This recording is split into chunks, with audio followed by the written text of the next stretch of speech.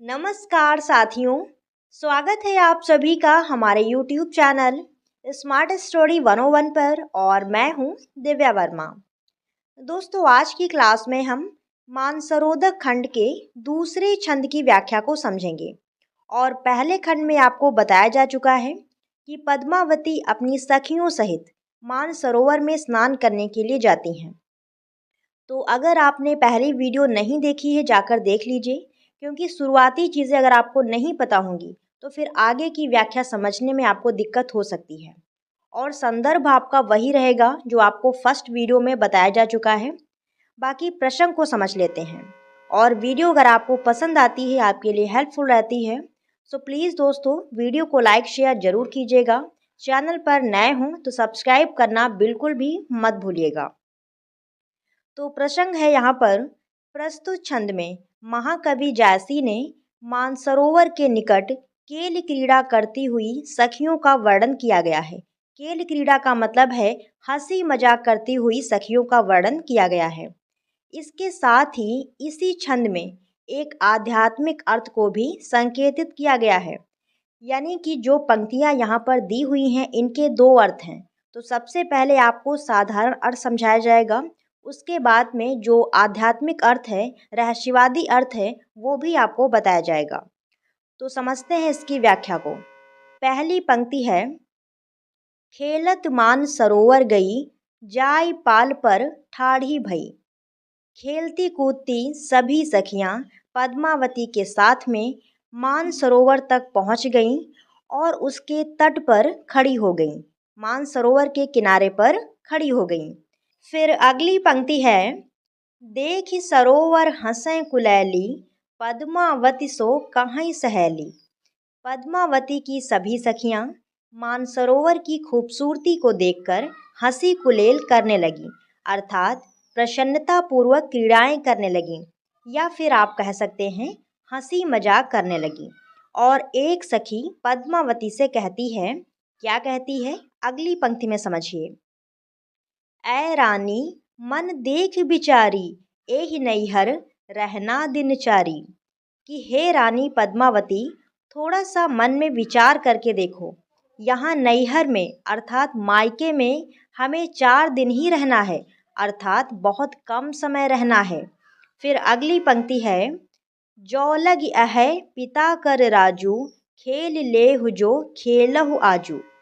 कहने का अर्थ है, जब तक हमारे ऊपर पिता का शासन है, अर्थात जब तक हम पिता की छत्र छाया में हैं, तब तक जो भी हंसकर खेल लें।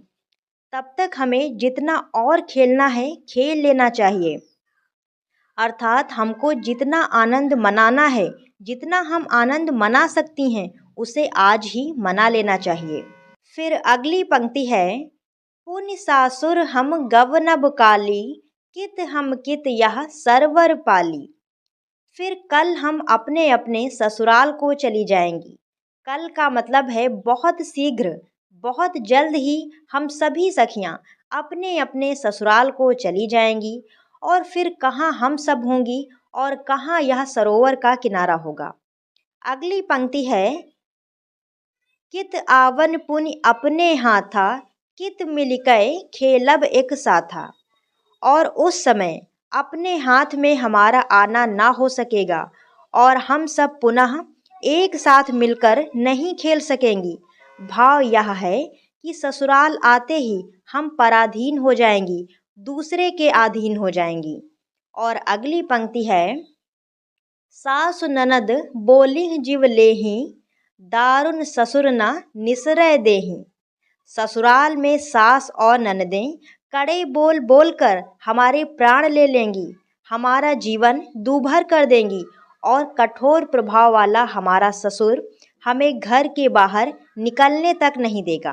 फिर आखिरी पंक्तियां हैं जो कि एक दोहा है, प्यू पियार सिर ऊपर, पुनिसो करें दहुकाह, दहु सुख राखे की दुख, दहुकस जन्म निबाह। आप समझिए इसका अर्थ। सखियां क्या कहती हैं, हमारे सिर पर पति का प्यार रहेगा, परंतु ना मालूम वह भी क्या कर बैठे।